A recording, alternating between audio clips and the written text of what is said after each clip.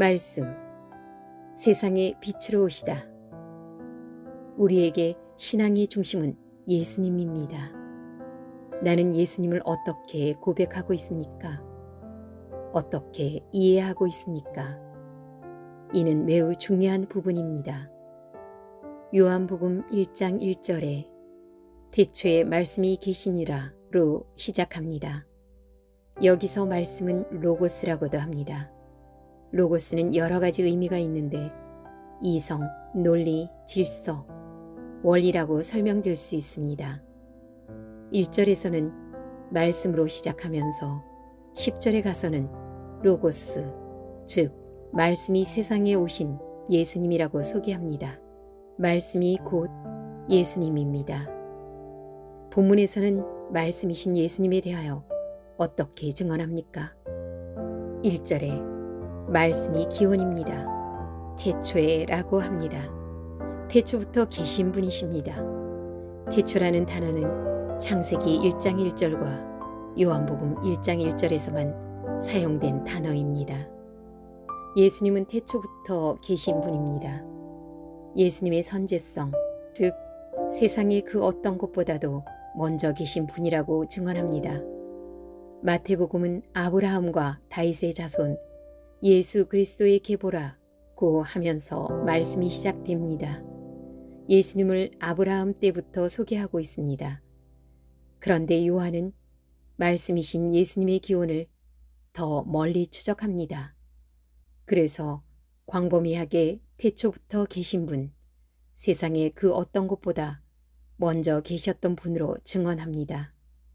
2절에 말씀과 하나님의 관계는 어떠했습니까? 말씀이 하나님과 함께 계셨으니 이 말씀이 곧 하나님이시라. 그가 태초에 하나님과 함께 계셨고 말씀이신 예수님은 태초부터 하나님과 함께 계신 분입니다.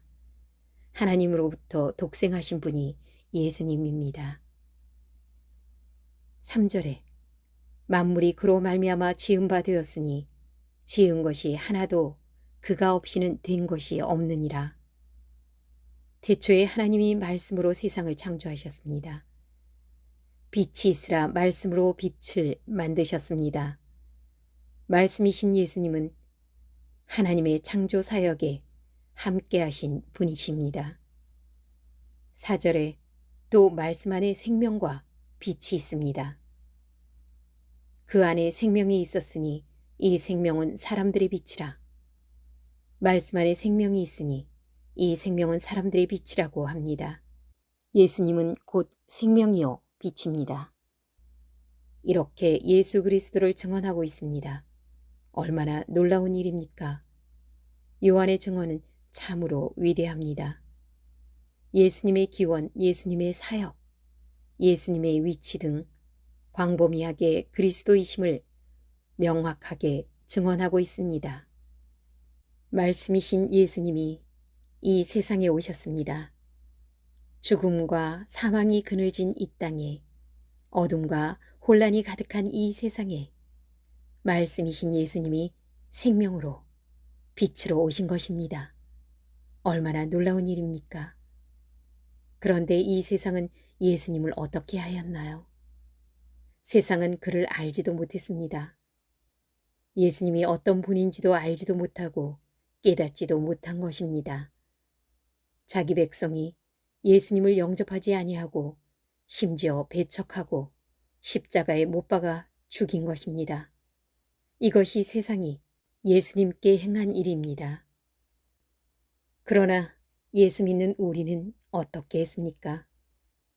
영접하는 자, 곧 그 이름을 믿는 자들에게는 하나님의 자녀가 되는 권세를 주셨으니 요한복음 1장 12절.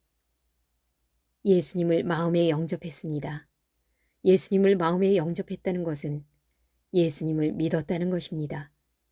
내 마음에 진리로 받아들이고 믿고 영접한 것입니다. 예수님이 이러한 분이심을 동의하고 받아들인 것입니다. 예수님을 통해 계시된 하나님의 구원을 긍정하고 복종한 것입니다. 예수 믿는 것은 내 마음을 열면 누구나 할 수 있는 것입니다. 이렇게 예수님을 마음에 영접하면 어떻게 됩니까? 하나님의 자녀가 되는 것입니다. 이러한 권세를 주신 것입니다. 내가 하나님의 자녀가 된 것은 유대인이기 때문에 된 것도 아니요 인간의 혈통으로 된 것도 아닙니다. 내가 공로가 있어서 된 것도 아닙니다. 예수님을 영접함으로 영적으로 하나님의 자녀가 된 것입니다. 그뿐만이 아닙니다. 14절에는 우리라는 단어가 나옵니다. 하나님의 자녀들이 모인 교회를 가리킵니다. 말씀이 육신이 되어, 즉 이 땅에 오신 예수님을 가리키는 것입니다. 이분은 말씀이 육신이 되어 우리에게 오신 것입니다. 말씀이 육신이 되어, 즉 예수님이 우리 가운데 하나님의 자녀들 가운데 함께 하십니다. 우리가 그의 영광을 보니 아버지의 독생자의 영광이요 은혜와 진리가 충만하더라. 14절. 하나님의 자녀들의 모임은 무엇을 가리킵니까? 바로 교회 아닙니까? 교회는 예수 그리스도의 몸이라 하지 않습니까? 그래서 교회 안에 예수님의 영광이 함께하는 것입니다. 아버지의 독생자의 영광이요 은혜와 진리가 충만하더라. 은혜는 예수님이 주시는 것이고 진리는 오직 예수님 뿐이십니다. 내가 예수를 믿고 살아간다는 것은 엄청난 의미가 있습니다. 내가 하나님의 자녀로 살아갈 것인가? 아니면 세상 사람으로 살아갈 것인가? 내가 생명을 가지고 비단에서 살아갈 것인가? 아니면 어둠 속에서 살아갈 것인가? 내가 은혜와 진리 가운데 살아갈 것인가? 아니면 죄와 사망의 종노릇하면서 살아갈 것인가? 우리 인생의 가장 근본적이고 본질적인 생명을 결정하는 문제입니다.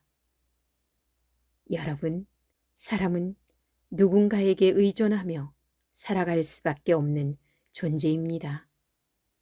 그래서 태어날 때부터 부모의 도움으로 부모에게 의존하여 이 땅에 태어난 존재입니다.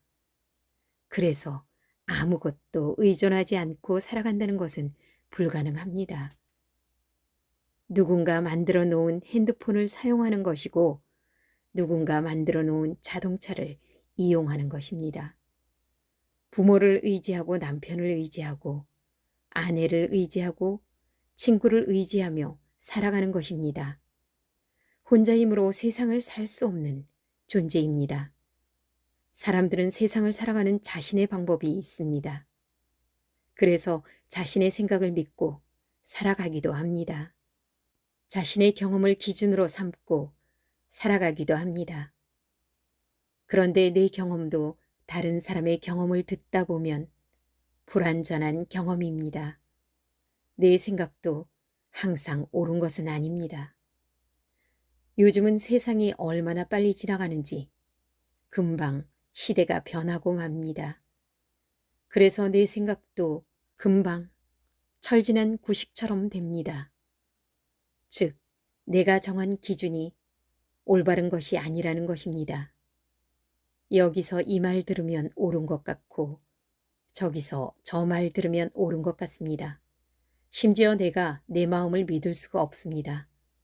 그래서 자기 주장도 강하게 하면 안 됩니다.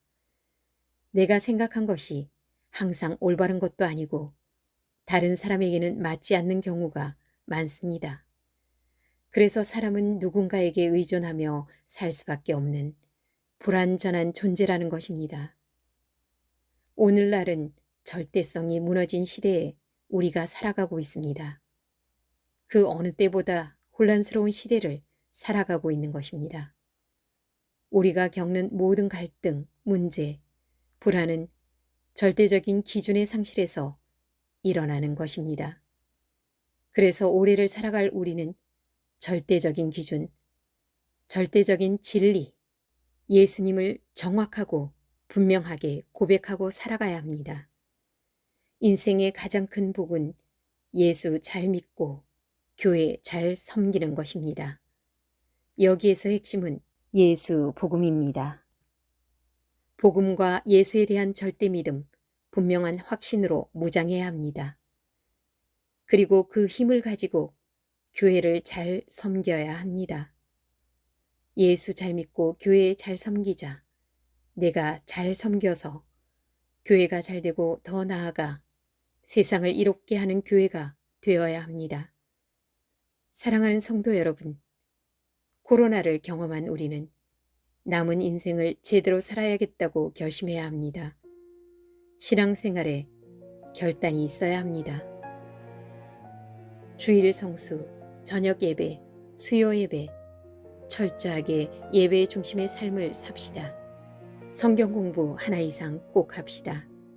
알아야 봉사하고 알아야 기쁨이 있지 않겠습니까?